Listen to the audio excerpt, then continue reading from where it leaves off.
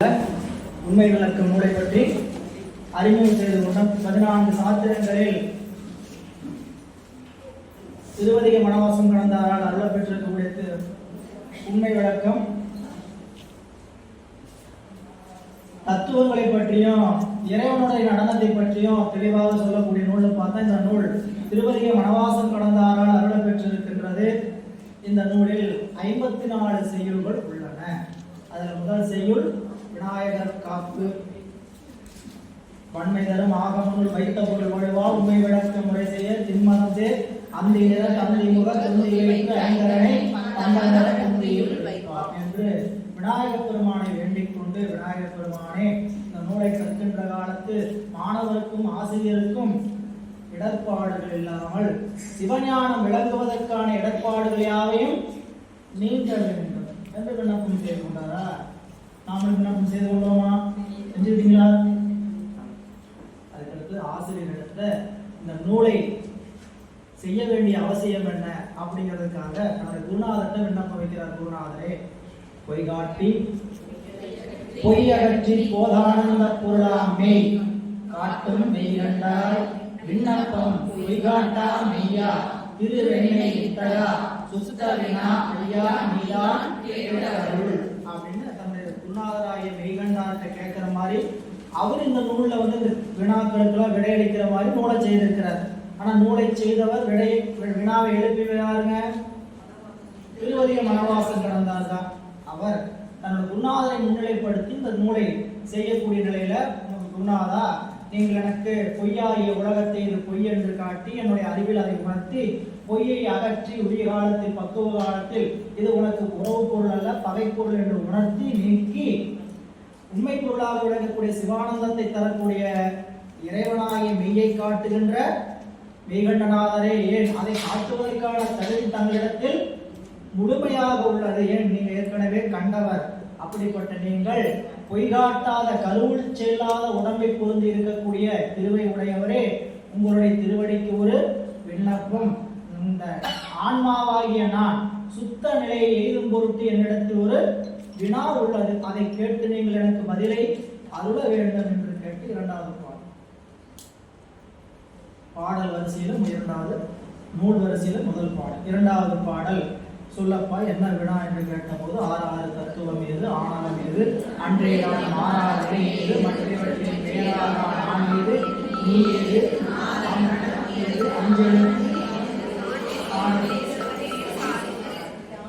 எல்லாம் விழிப்பு நிலையில் இருக்கிறீங்க. யாரும் கேவல நிலை போலைன்னு எனக்கு தெரியுது.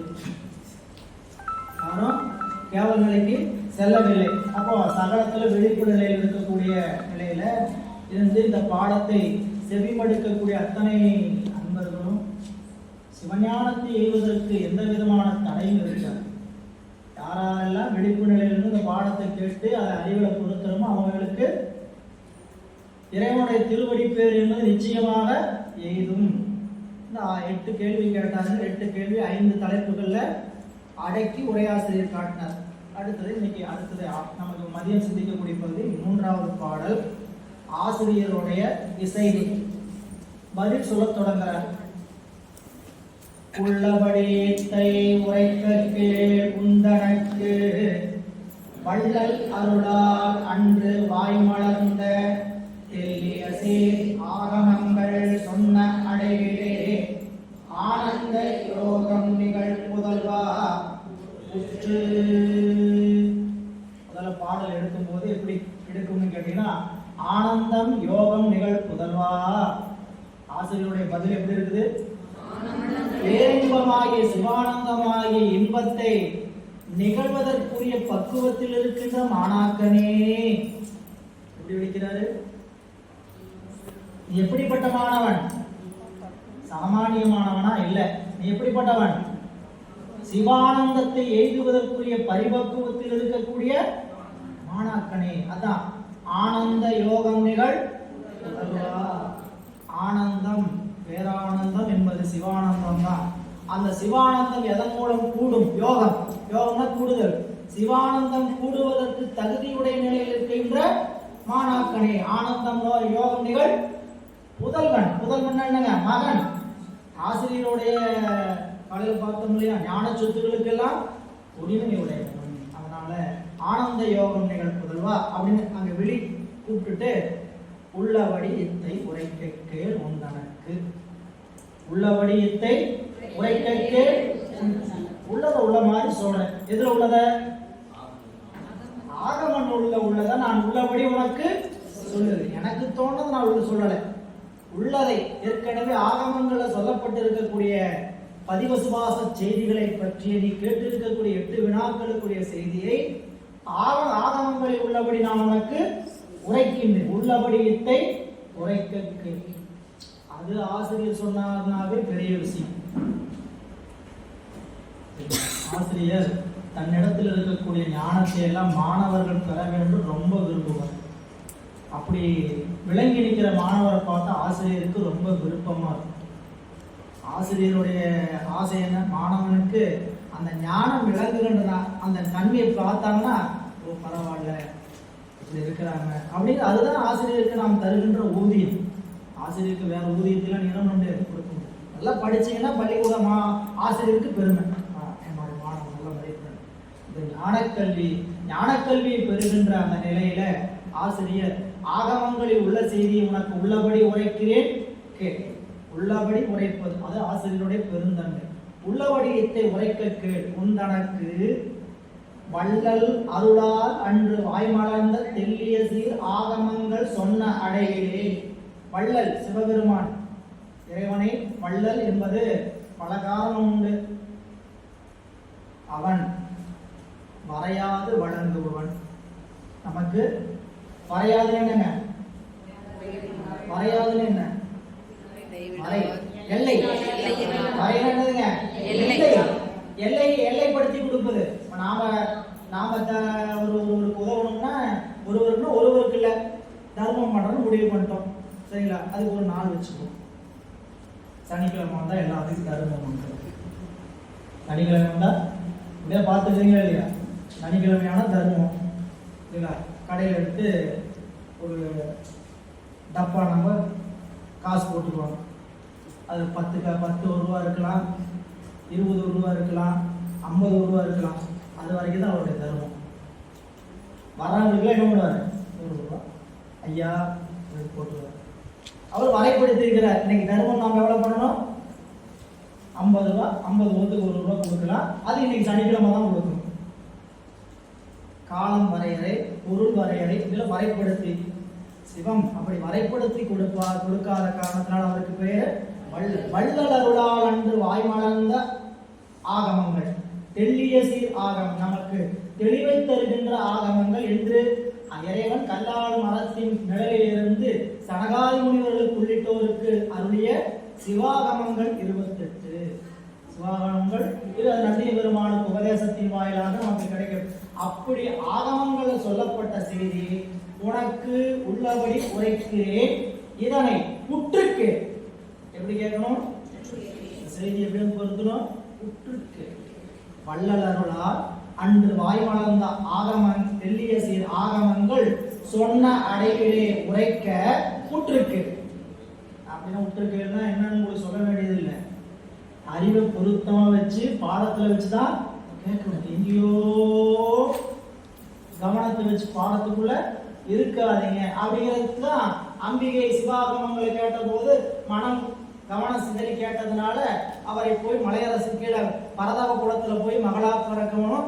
அதை ஒழுங்காக நடத்தாத நந்திய பெருமானை கடல்ல போய் சுறாமீனாக அந்த ஆகமங்களை சுமந்துகிட்டே சுற்றுன்னு சொல்லி இறைவன் பரதவராக வந்து மீனவனாக வந்து அந்த அம்பிகை திருமணம் செய்வதற்காக மீண்டும் ஆகமங்களை எல்லாம் மீட்டாலும் திருவிளையாடல் புராணம். அது புராணமா பார்த்தா அப்படி. ஆனா என்னன்னு கேட்டீங்கன்னா, பாடம் கேட்கும் போது செவியை பாத்திரமா, சாப்பிடும் போது வாய பாத்திரம், வயிறு அதற்கான இடம், கொண்டு போய் கொள்கலன் போடுறோம். இப்ப நாம பாடம் கேட்கும்போது செவி பாத்திரம், அதற்கான கொள்கலன் அறிவு. இப்படி வச்சு கேட்கணும். ஏன்னா சொல்லக்கூடிய செய்திகள் மிக உயர்ந்த செய்திகள். நம்ம உற்று கேள்னா அறிவை ஒருமுகப்படுத்தி கேளுங்க அப்படின்னு ஒரு குறிப்பிட்டார். அதை சொல்றார். உள்ளபடி இத்தை உரைக்க கேள் உந்தனக்கு வள்ளலருளால் அன்று வாய்மலர்ந்த தெள்ளிய சீர் ஆகமங்கள் சொன்ன அடைவிலே ஆனந்த யோகம் நிகழ் புதல்வா உற்று. எனவே இங்க தன்னுடைய ஞான குருவை தந்தையாகவும் தன்னை மாணவனை புதல்வனாகவும் சொல்கின்ற வழக்கு. நீங்க அப்படியே சிவபிரகாசத்துல 11வது பாடல் என்ன சொல்லுங்க? தெரித்த குரு முதல்வர் சிவஞான போதம் செப்பினர். தெரித்த குரு முதல்வர் சிவஞான போதம் செப்பினர். பின்பு அவர் புதல்வர் சிவஞான சித்தி விரித்தனர். யார் பாடுறாங்க? சிவபிரகாசம் அவருடைய நூல் உமாபரிசி. அவர் சொல்றாரு, எங்களுடைய குரு முதல்வராகிய மிகண்ட தேவநாயனார் சிவஞான போதத்தை சொன்னார். அவருடைய மாணாக்கராகிய புதல்வனாகிய சிவஞான சித்தியாரை சொன்னவர் அருணந்தி சிவம். மற்ற அவர்கள் திருவடி போற்றி விளம்பிய நூல் அவை இரண்டும் விரும்பி நோக்கி கருத்தில் உரை திருவருளும் கற்ற நூலும் பொருந்த யானும் அருத்தி மிக வளவிருத்தங்கள் 100 உரைக்கின்றேன். ஆசில் சிவபிரகாசம் ஆகும் என்றே. நான் இந்த நூலை 100 பாடல் செஞ்சிருக்கிறேன். இந்த நூலுக்கு சிவபிரகாசம் பேரு. எப்படி இந்த நூலை செஞ்சீங்க கேட்டீங்கன்னா, என்னுடைய உள்ளத்தில் தோன்றிய திருவருளும் என்னுடைய ஆசிரியர் பெருமக்களுடைய நூல்களையும் ஆராய்ந்து செய்து. இது எப்படி செய்ய முடிஞ்சது போனால? எங்களுடைய குருநாதர் 2 பேரை வணங்கினதுனால அப்படின்னு அவையடக்கம் காட்டுவார். இங்க நம்மளுடைய ஆசிரியர் பெருமானார் முதல்வா என்று அழைக்கிறார். இதனை உற்று கேட்பாயாக அப்படின்னு கேட்டார். கீழே பாசம் அப்படிங்கிற பக்கம் பாருங்க, 15வது பக்கம். பாசங்களை பற்றி விரிவு சொல்கிறார். 6 தத்துவங்கள் என்பது என்ன? இனி 6 தத்துவம் ஏது என்ற முதல் வினாவுக்கு விடையளிக்கிறார் ஆசிரியர். அவ்விடைகள் மிகவும் சுருக்கமாகவே உள்ளன. இப்பொழுது நேராக நாம் செய்திக்கு சென்றால் பொருளை விளங்கிக் கொள்வதில் சிக்கலும் சிரமமும் ஏற்படும். ஆனால் முதலில் தத்துவங்களை பற்றி ஓரளவு விரிவாக தெரிந்து கொள்ளும். முன்கூட்டிய தத்துவங்கள் தொடர்பான செய்திகளை தெரிந்து கொண்டால் பின் செய்திகளை விளங்கிக் கொள்வதல் ஏதுவாகும். இதுல நம்ம ஏற்கனவே காலையில் அறிமுகம் மேல நினைச்சு பாருங்க. இந்த மேல நினைத்ததுதான் மாயை என்னும் மூலப்பொருள். தலைப்பு மட்டும் பார்த்துடுவாங்க. வீட்டுல அதை போய் விரிவா படிச்சு பாருங்க. மாயை என்னும் மூலப்பொருள். இந்த மாயை தான் உலகத்திற்கு மூலப்பொருள், முதற் காரணம். அந்த முதற் காரணத்தினுடைய தன்மை எப்படி இருக்குதுன்னு கேட்டீங்கன்னா, மாயையின் உண்மையும் விரிவுன்னு ஒரு பகுதியில் காட்டுறார். அந்த பகுதிகளில் மாயை எவ்வளவு உண்மையாக இருக்கிறது, மாயை எவ்வளவு விரிந்து இருக்கிறது. இந்த உலகம் கண்ணுக்கு தெரியாத ஒரு மாயைங்கிற பொருள் இருந்து விரிந்திருக்குன்னா அது எவ்வளவு உண்மையான பொருளாக இருக்கும். அவ்வளவு பெரிய உண்மையான பொருள் எவ்வளவு பெரிதாக பிரபஞ்சமாக விரிந்து, அப்போ அதோடைய விரிவுத்தன்மை எவ்வளவு அப்படின்னா மாயின் உண்மையும் விரிவும் காட்டுற. இதெல்லாம் நாம் ஏற்கனவே காலையில் சிந்தித்த ஒன்றுதான். இதுல பக்கமே 18 பாருங்க, 2வது பத்தியில படிங்க.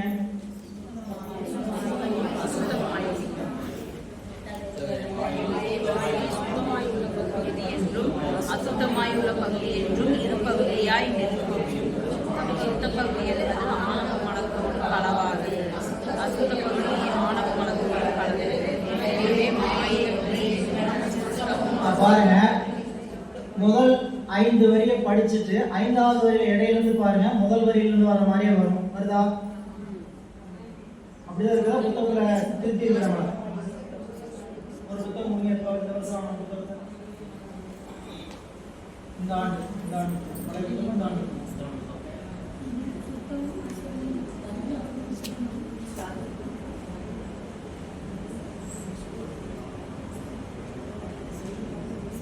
இதுல சரியா இருக்கு.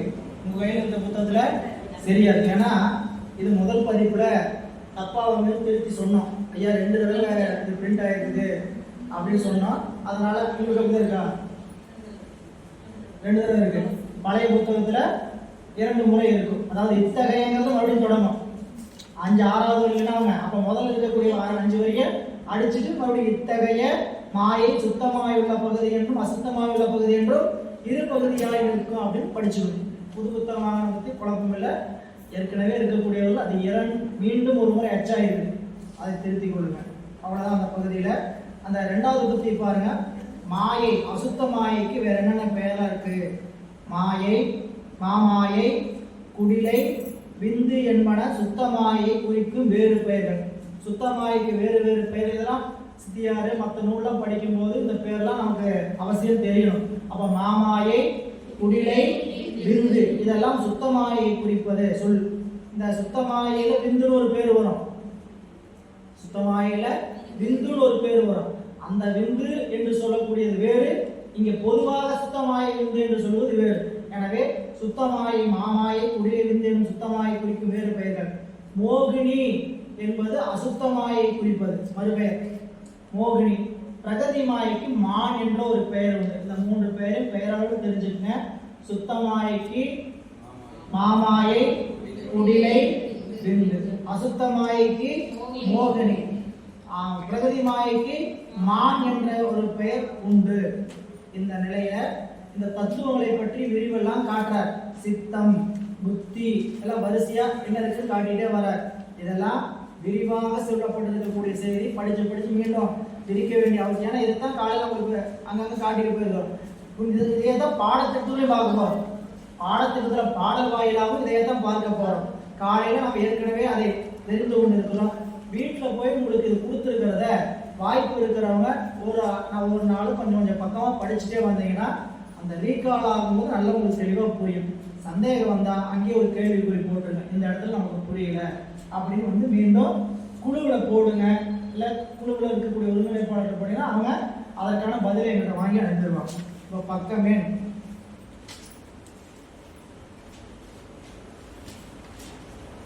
பக்கமின் 35 அது வரைக்கும் இந்த தத்துவங்களை பற்றிய விளக்கம் சொல்லி கூறிட்டார். பக்கமின் 33 எடுங்க.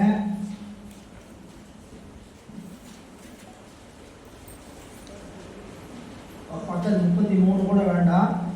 பக்கமின் 31 தத்துவங்கள் ஆன்மாவுக்கு கருவியாய் நின்று உதவுதல். தத்துவம் என்ற சொல்லுக்கு கருவி என்பது பொருள்.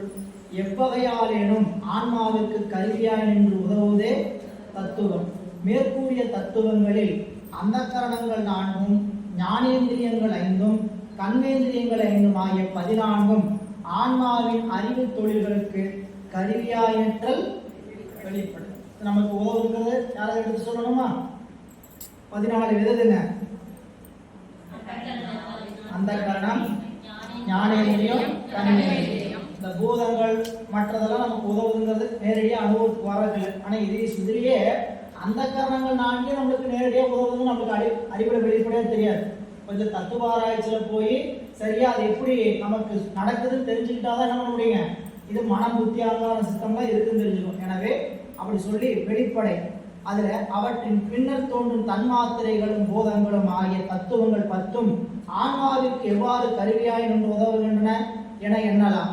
தன்மாத்திரைகள் ஞானேந்திரிகளுக்கும் கண்மேந்திரிகளுக்கும் நிலைக்களமாய் அமைந்து அவை தம்மை பற்றி நின்று செயல்படுமாறு உதவும். தன்மாத்திரை எப்படி நம்மளுக்கு உதவு? காலையில சொன்னோம் இல்லைங்களா, வெளியில புறத்தில் இருக்கக்கூடிய ஓசை, ஊறு, ஒளி, சுவை, நாட்டம் சொல்லக்கூடிய அந்த பயன் தரக்கூடிய பொருள். அந்த பயன் தரக்கூடிய பொருள் நமக்கு அனுபவத்துக்கு வரும்போது அதுதான் தன்மாத்திரை. இப்ப நம்ம படிக்க போற முதல் தன்மாத்திரை என்னன்னு கேட்டீங்கன்னா, உள்ளுக்குள்ள நமக்கு சூக்குமமாக இருக்கக்கூடிய தன்மாத்திரை. அந்த தன்மாத்திரை எப்படி நமக்கு அனுபவத்துக்கு வருங்கிறது காட்டுறார். தன்மாத்திரைகள் ஞானேந்திரியங்களுக்கும் கண்மேந்திரியங்களுக்கும் நிலைக்களமாய் அமைந்து, இந்த நிலைக்களமாய் அமைந்துங்கிறத 14வது பாட்டுல பார்ப்போம். 14வது பாடல்ல எப்படி நிலைக்களமாய் அமைந்திருக்கிறதுங்கிறத அமைந்து அவை தம்மை பற்றி நின்று செயல்படுமாறு உதவும். பூதங்கள் அவ்விருவகை இந்திரியங்களுக்கும் துணையாய் நின்று அவற்றின் ஆற்றலை மிகுக்கும். இப்ப பாருங்க, நாம் ஒரு காட்சியை பெற்று அதன் அனுபவத்தை பெறணும்னா எதெல்லாம் வேணும்?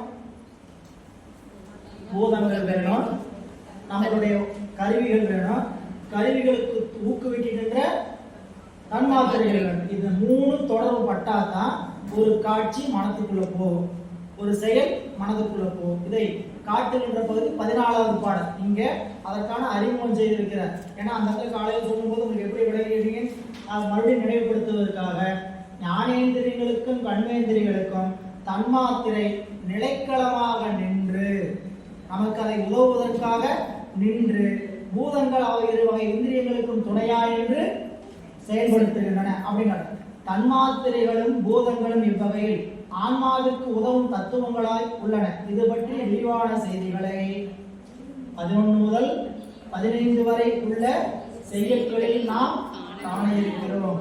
எங்க இருக்குன்னு தெரிஞ்சு பயந்துக்காருங்க, அதான் இங்கதான் இருக்குது. அப்ப நம்ம காதுல சொன்னேன், காதுல வாங்கி மறந்து கூட போயிடலாம். அச்சடிச்சு கொடுத்துக்கிறோம், நீங்க போய் வீட்டுல பார்க்கணும். எனவே பாருங்க, இதுக்கு மேல தாத்துவீங்கள், தத்துவங்களை பத்தி நம்ம படிச்சுட்டு இருக்கிறோம்.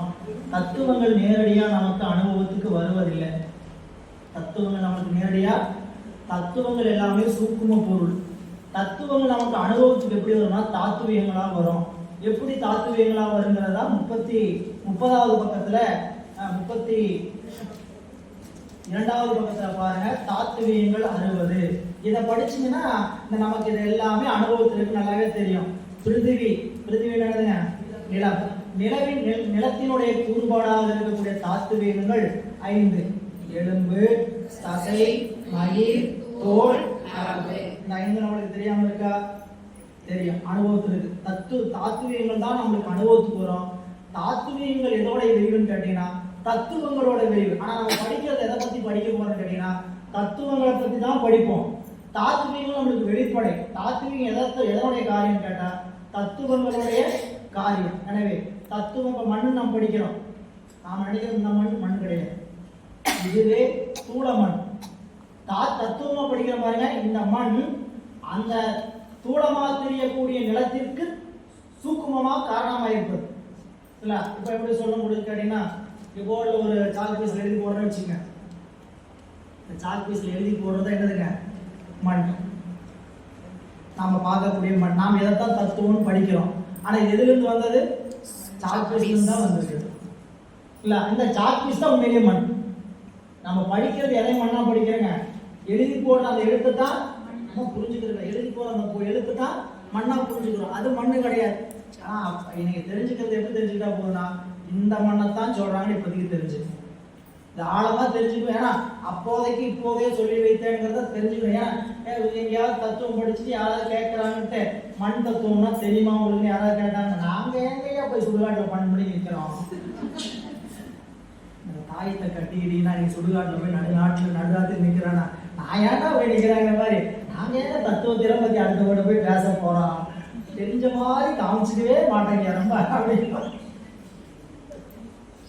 ஆனாலும் தத்துவங்களுடைய விளக்கங்களை அறிந்து கொள்ளும் போது அவங்க சூட்சுமம் என்ன இருக்குங்கிறது தெரிந்து கொள்வது தேவை. எனவே மண் தத்துவம் முதலாக நாத தத்துவம் ஈராக இருக்கக்கூடிய அத்தனை தத்துவங்களும் நமக்கு சூக்குமமாகத்தான் இருக்கும்.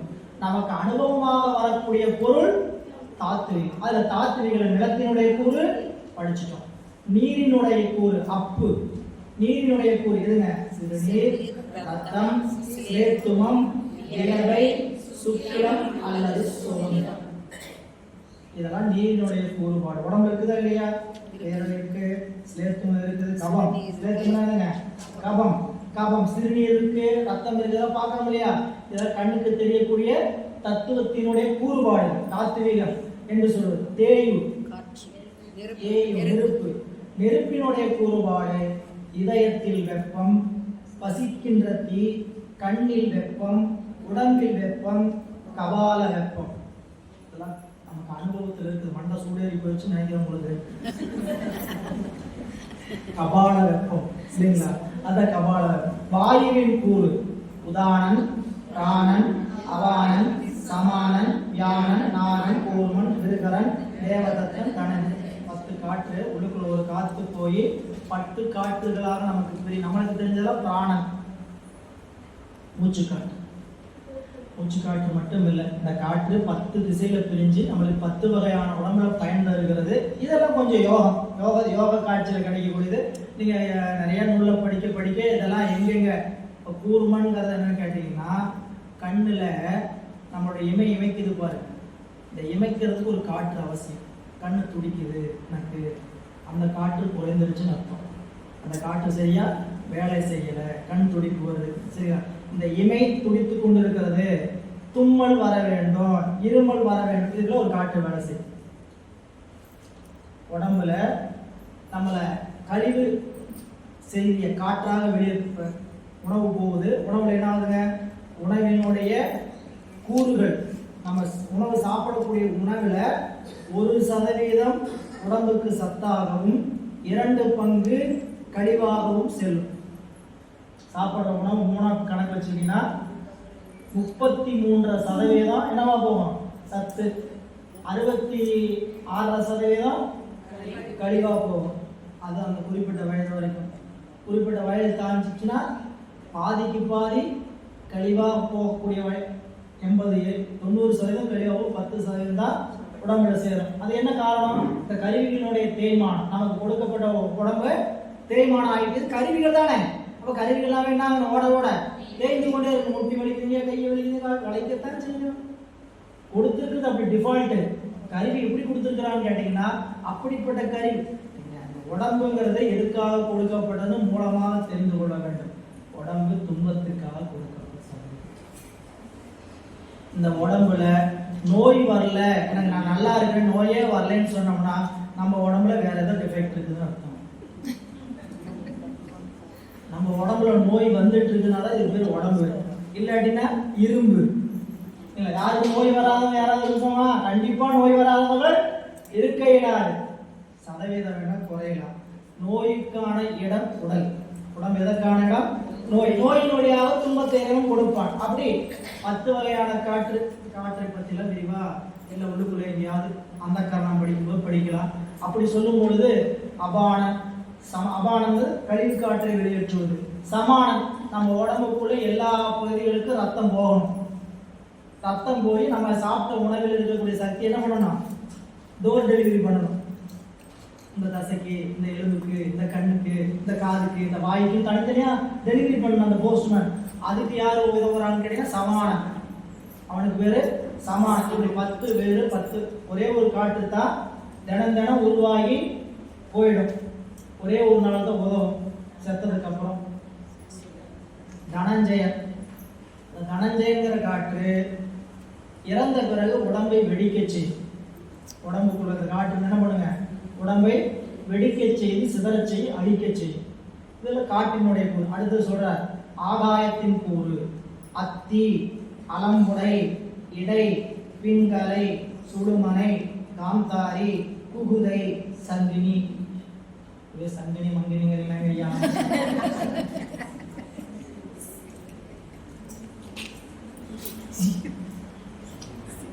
இதெல்லாம் பேர் படிச்சா என்னன்னு தெரியல.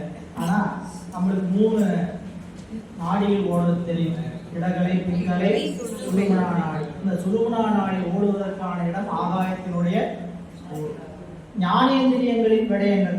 சத்தம், பரிசம், ரூபம், ரசம், கந்தம். கண்ணுக்கு செவிக்கு சத்தம், உடம்புக்கு பரிசம், கண்ணுக்கு ரூபம், வாய்க்கு ரசம், மூக்குக்கு கந்தம்.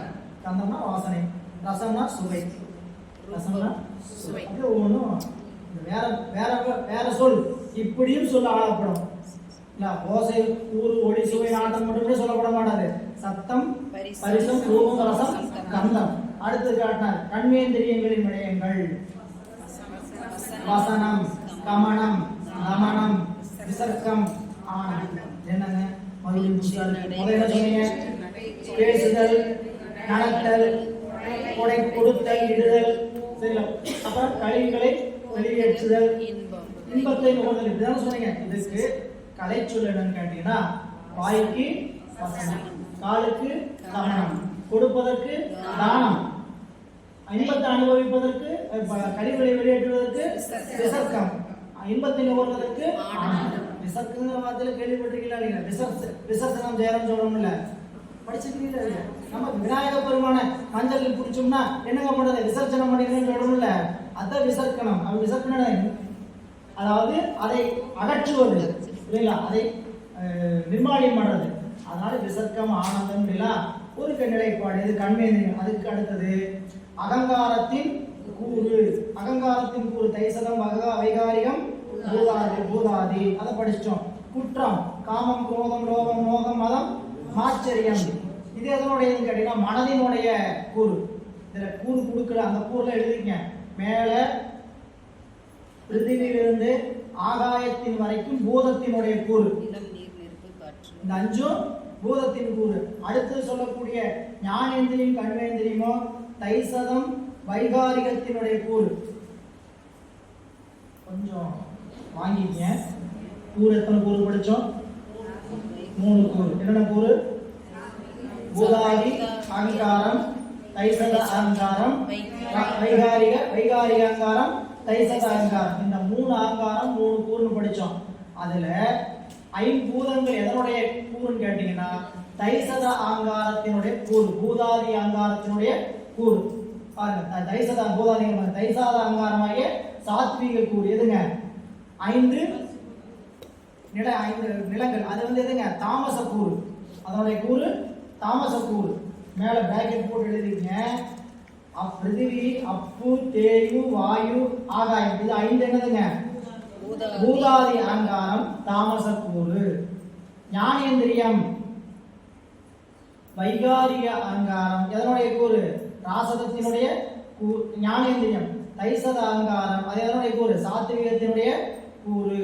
கண்மேந்திரியம் வைகாரிக அகங்காரம் ராசதத்தினுடைய கூறு. இந்த 3 பிரிவு பிரிச்சிட்டீங்களா? இதுக்கு அடுத்து எது மிச்சம் இருக்கு? மனம். அப்படிங்க பாருங்க, 36 தத்துவங்களே இதுல பொருத்தணும். 36 தத்துவங்கள் எதெல்லாம் படிச்சிருக்கிறோம்? 15 படிச்சாச்சு. எதுங்க? பூதங்கள், ஞானேந்திரியம், கண்மேந்திரியம். அதுலயே தன்மாத்திரை அடங்கும் பூதங்கள்லயே. அப்ப 20 படிச்சாச்சு. மிச்சம் இருக்கிறது என்னதுங்க? 4 ஆன்ம தத்துவங்கள்ல மனம், புத்தி, அகங்காரம், சித்தம். அதுல அகங்காரத்தின் கூறு தைசதம், அகங்காரி, அதுல குற்றம் என்பது மனதில் நிகழ்வது. அந்த மனத்தில் நிகழ்வது. அதனால மனத்தில் நிகழ்கிற குற்றமாக இருப்பது தாத்விகம். மனங்கிற தத்துவத்துல நிகழக்கூடிய செயலாக இருக்கக்கூடிய தாத்விகம் என்னன்னு கேட்டீங்கன்னா காமம், குரோதம், லோகம், மோகம், மதம், மாச்சரியம் என்று சொல்லக்கூடிய குற்றங்கள். இது 6 தாத்விகம். அடுத்தது சித்தம், குணத்தின் கூறு. குணத்தின் கூறுக்கு நேரம் என்ன போடணும்? சித்தம். சித்தங்கிற தத்துவத்தினுடைய கூறு அது சாத்விகம், ராசதம், தாமசமாக இருக்கும். வாக்கு மேல வாக்கு, நாதம். இது எங்க போயிடுச்சு? நாதத்துல அதாவது நாதம். இதெல்லாம் நமக்கு தத்துவம் எதெல்லாம் பயன்பாட்டுக்கு வருது அதெல்லாம் கவனிக்கிறீங்க. 24 ஆன்ம தத்துவம். ஆன்ம தத்துவம் 24 நம்மளுக்கு நேரடியாக பயன்பாட்டுக்கு வரும். வித்யா தத்துவம் நம்மளுக்கு நேரடியாக உடம்பு பயன்பாடா வராது. எதுவாக வருங்க? நமக்கு அதை அனுபவிப்பதற்கான அறிவை விளங்க செய்கிற அதிக இடமா வரும். மேல சுத்த தத்துவத்தில் இருக்கக்கூடிய 5ல நாதம் மட்டும் நமக்கு எதுவாக வரும் கேட்டீங்கன்னா வாக்காக வரும். உடம்பு கொடுத்து இறைவன் பேச்சை கொடுத்து 2ஐயும் தானே அனுபவத்துக்கு கொடுக்கிறார். பொருட்பிரபஞ்சம், சொற்பிரபஞ்சம். அந்த பொருட்பிரபஞ்சத்துல 24ம் சொற்பிரபஞ்சத்துல நாதம் என்று சொல்லக்கூடிய 1. அதைத்தான் இங்க தத்துவங்கள்ல கூறுகளாக இருக்கக்கூடிய தாத்விகங்களாக எடுத்து காட்டுறார். வாக்கு, நாதம், சூக்குமை, பைசந்தி, மத்தியமை, வைகரி. இந்த கூட்டி 60 காட்டுகிறார். பெயரளவுல தெரிந்து கொள்ள வேண்டிய செய்தி, ஆழமான செய்தி சிவஞான மாபாடியத்தில் உள்ளது. விரிவை படிக்க விரும்புவீங்க. இன்னொன்று என்ன சொல்லணும்னு கேட்டீங்கன்னா இந்த 60ம் தெரிஞ்சுக்கிட்டீங்கன்னா தான் தத்துவம் வேறு தாத்வீகம் வேறுன்னு தெரிஞ்சுக்க முடியும். நாம நினைச்சிட்டு இருக்கோம் நிலம்னா நேரடியாக இந்த நிலம் தான் நம்மளுக்கு தத்துவமா இருக்குன்னு நினைச்சிட்டோம். இந்த தத்துவ நிலம் இதல்ல, இதுக்கு சூக்கமா இருக்கு. நமக்கு பயன்பாட்டுக்கு வருவது எதுன்னு கேட்டீங்கன்னா நிலத்தின் கூறுபாடுகளாக இருக்கக்கூடிய தாத்வீகங்கள் தான் வரும் அப்படின்னு தெரிஞ்சுக்கணும். ஆன்ம தத்துவம் பெயர் காரணம். இத்தத்துவங்கள் 24ம் ஆன்ம தத்துவம் எனப்படுகிறது. இப்பெயருக்கான காரணம் அறிதற்குரியது. ஆணவம், கண்மம், மாயை என்னும் மும்மலங்களாலும் கட்டுண்ட ஆன்மாக்கள் சகலர் எனப்படுவர். சகலராகிய ஆன்மாக்களுக்கு தலைவர் ஸ்ரீகண்ட ருத்திரர். அவரே இறைவனது ஆணை வழி நின்று பிரகிருதி முதல் நிலம் ஈராக உள்ள தத்துவங்களை தோற்றி ஒடுக்குபவர். ஆன்ம தத்துவம் என்பதில் உள்ள ஆன்மா என்ற சொல் சகலராகிய ஆன்மாக்களின் முதலில் குறித்து பின்னர் அவர்களுக்கு தலைவராகிய ஸ்ரீகண்ட ருத்திரரை குறித்தது. அவரால் செயற்படுத்தப்படுதலில் இந்த தத்துவத்திற்கு பெயர் ஆன்ம தத்துவம் என பெயர்ப்படும். இது மரபாக சொல்லி வருகின்ற ஒரு செய்தி. அடுத்ததாக சகலராகிய ஆன்மாக்களுக்கு சிறப்பாக உரியனவாய் நிற்கிறது பற்றிய தத்துவங்கள். ஆன்ம தத்துவம் இல்லைன்னா அனுபவத்துக்கு வழி இல்லை. அதுக்கு இந்த ஆன்ம தத்துவத்துக்கு 24 என்ன பேர்னா போக்கிய காண்டம் என்று பெயர். இந்த 24க்கும் போக்கிய காண்டம். போக்கியம்னா என்னதுக்கு? போக்கியத்துக்கு போனா எதுக்கு போகும்? அனுபவத்துக்கு தான் போறோம். அதனால போக்கிய காண்டம் அப்படின்னு இதுக்கு பேர். இதுக்கு மேல இருக்கக்கூடிய வித்யா தத்துவத்துக்கு போசியத்தரு காண்டம், போசையத்தரு காண்டம்.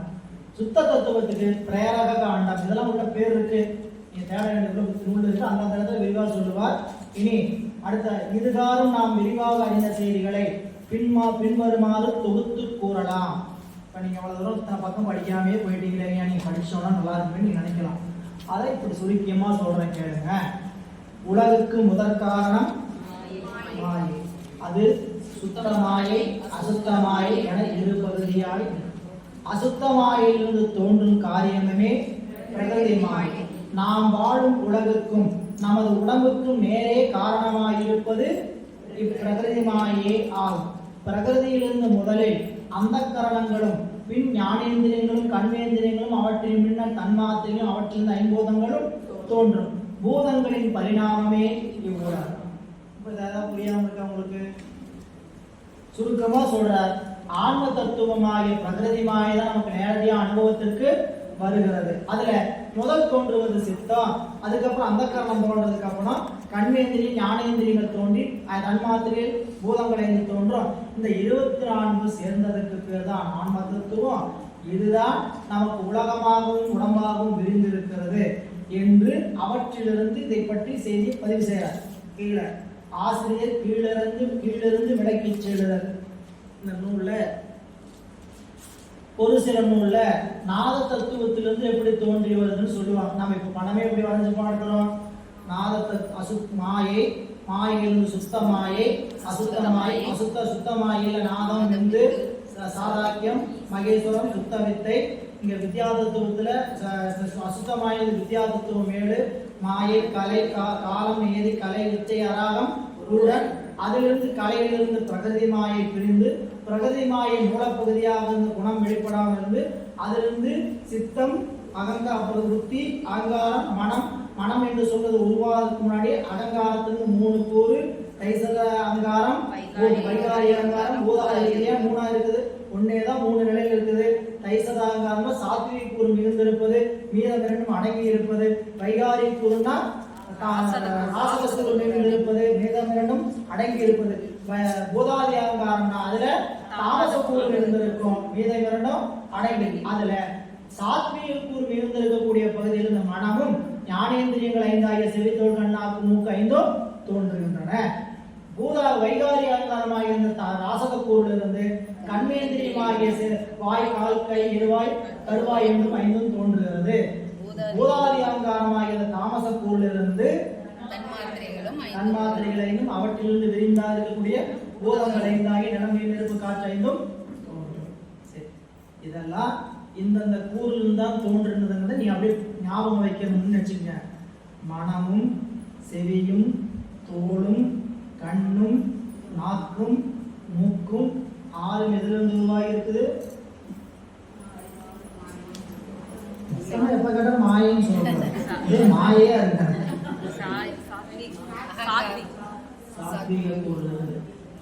இதெல்லாம் மனப்பாடம் பண்றதில்ல, அப்படியே உள்ள வாங்குறது எப்படிங்கிறதுக்கு தெரிஞ்சுக்கணும். இந்த புலன்கள் இந்திரியங்களை சொல்லும்போது இப்படி சொன்னா உங்களுக்கு பெண் ஆயிடுச்சு, இப்படித்தான் இந்த இந்திரியத்தை படி. ஏன் இப்படி படிக்கணுங்கிறத 12வது பாட்டுல இருந்து பார்க்க போறோம். 12வது பாட்டுல தான் தெரியும் ஏன் இப்படி படிக்கணும் அப்படின்னு. எனவே இந்த 6ம் சாத்வீக கூறுன்னு சொல்லக்கூடியது. மனதிற்கோ செவிக்கோ தோலுக்கோ கண்ணுக்கோ மூக்குக்கோ வாய்க்கோ நல்ல பொருளை தான் விரும்பும், தீய பொருளை விரும்பும். மனசு நேரமும் கெட்டது நினைக்குமா நினைச்சிருக்கோம், நல்லதான் நினைக்கும். ஆனா அதுல வேற கூறு இருக்கிறதுனால அப்பப்போ குற்றங்களும் இருக்கு. நல்ல காட்சி பார்க்கணும்னு நினைக்குமா, நல்ல கொடூர காட்சி பார்க்கணும்னு நினைக்குமா.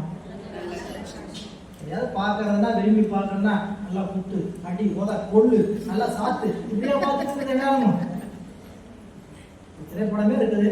திரைப்படத்துல ஒரு கர்ப்பிணி பெண் போட்டு உதைக்கிறாங்க. ஒண்ணுதான் இல்லையா, நல்ல விஷயம் தான் பார்க்கணும் அந்த கண்ணு இல்லைங்களா. உடம்பு நல்லா துருன்னு காத்து வந்தா நல்லா இருக்கு. வேற எரி நெருப்பு பக்கத்தை நிற்க முடியுமா. தீமையை விரும்பாது, ராசத்தை விரும்பாது, தாமசத்தை விரும்பாது. இது இதோட செயல்தான். இப்படி 5 பொருத்தி 6 பொருத்தி பார்க்க. அடுத்தது வாய் கால் கை எழுவாய். இந்த அஞ்சுக்கும் எது கூறா இருக்கு? ராசனம். முனைத்து செயல்படும், நல்லா வேகமா செயல்படும். இந்த வாய் என்ன இருக்காது, சும்மாவே பேசிக்கிட்டே இருக்கும். காலு நடக்கிறதுக்கான ஊக்கம் பெற்றுக்கிட்டே இருக்கும். கை கொடுப்பதற்கு வாங்குறதுக்கான. எழுவாய் அந்த செயல்பாடு ஊக்கம் இருந்தால் தான் மலம் வெளியே வரும். இல்ல அப்படிப்பட்ட கூறாக அமைச்சிருக்கிறார். நீ தாமச கூறு பூதம். இந்த பூதத்திலிருந்து வரக்கூடிய புறத்திலிருந்து வரக்கூடிய பொருளை வாங்கும்போது மயக்கமாத்தான் இருக்கும். என்ன கூறு? தாமச கூறு. அதனால கண் வழியா உன்னை வெளியிருந்து பார்த்து உள்ள வாங்கி அனுப்பிச்சீங்கன்னா வாங்குறவர் எப்படிப்பட்டவரா இருக்கிறாரு? தாமச கூறாரு, கொள்ளக்காரரா இருக்கிறாரு. இல்லைங்களா? வாங்குறவன் நல்லவனா தான் பணத்தை கொண்டு பத்திரமா சேர்த்துவான். வேணும்னா ஓரமா தள்ளியா அப்படிங்கிற மாதிரி. வாங்கக்கூடிய பொருளினுடைய குற்றம் இல்லை, வாங்கக்கூடிய இடத்தினுடைய ரிசீவ் பண்ற இடத்துடைய குற்றம். அப்படிப்பட்ட குற்றம் தாமச கூறா இருக்கிறதுனால அது என்ன பண்ணுதுங்க, புறத்திலிருந்து நல்ல காட்சி பார்க்கும் பொழுதோ உள்ளுக்குள்ள போய் என்ன ஆகுது, மயக்கம் ஏற்பட்டு. என்ன மயக்கம்? இதெல்லாம் உள்ளுக்குள்ள இருக்கக்கூடிய கூறுகளினுடைய வேறுபாடு. எனவே இதெல்லாம் அப்படி காட்டுறார். இனி ஆசிரியர் இதை எப்படி விளக்கி சொல்றாரு. அந்த பகுதி படிக்காம நீங்க தெரிஞ்சுக்கங்க. எப்படின்னு கேட்டீங்கன்னா, பல நூல்கள்ல மேல நாதத்திலிருந்து கீழே நிலம் வரைக்கும் வருவாங்க. எப்படி சொல்லிட்டு வராங்க? தோற்ற முறை. அதுக்கு பேரு நாதத்திலிருந்து இந்து, இந்திலிருந்து சாதாக்கியம், சாதாக்கியத்திலிருந்து ஈஸ்வரன், ஈஸ்வரத்திலிருந்து அசுத்தமாயிட்டு. அது வந்து தோற்ற முறை. நீ ஒடுக்க முறை சொல்லுகின்ற நூல் சில நூல் உண்டு. சில அந்த முக்கியமான முதல் நூலா இருக்கக்கூடிய இந்த நூல்ல ஆசிரியர் ஒடுக்க முறையை காட்டுறார். நிலத்திலிருந்து நமக்கு சொல்லிட்டு போறார். நமக்கு எது எளிமையா விளங்குமோ விளங்கக்கூடிய தூளப்பொருள் இருந்து என்ன பண்றாங்க, சூக்குமத்துக்கு கூட்டி போறாரு. இதுக்கு பேரு அருந்ததி நியாயம்னு பேரு. தெரியுமா நம்மளுக்கு அருந்ததி நியாயம்? அருந்ததி நியாயம் தெரியாதா? மண்டபத்தோடு கல்யாணம் பண்ணாலும் அம்மி மீறி அருந்தி பார்த்துருப்பீங்களே. இல்லைங்களா? அருந்தி எங்க போய் பார்க்கறது? விட்டதை தான் பார்க்கணும். மண்டபத்துக்குள்ள விட்டத்தை தான் பார்க்கணும். வானத்தை பார்த்தாவே தெரியாது அருந்ததி நட்சத்திரம். இல்ல அப்ப அருந்ததி நட்சத்திரத்தை காட்டுறதுக்கு என்ன பண்ணுவான்னு கேட்டீங்கன்னா, பாருங்க அந்த மலை ஓடுக்கு மேல ஒரு வில நட்சத்திரம் தெரியுதா? தெரியுது. அதுக்கு பேரு வசிஷ்ட நட்சத்திரம். அதுக்கு பின்னாடி ஒட்டின மாதிரி ஒரு சென்ற இடத்துல ஒரு நட்சத்திரம் தெரியுமா?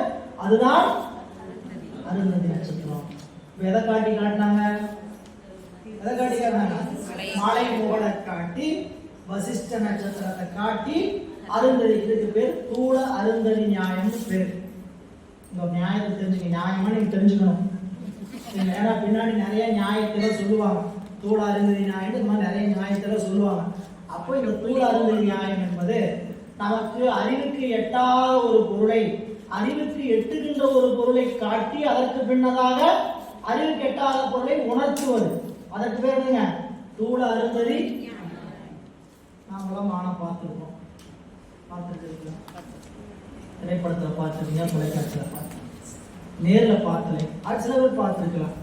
வீட்டுல குழந்தைங்க கேட்கிற, ஆமா மான் எப்படிமா இருக்கும்,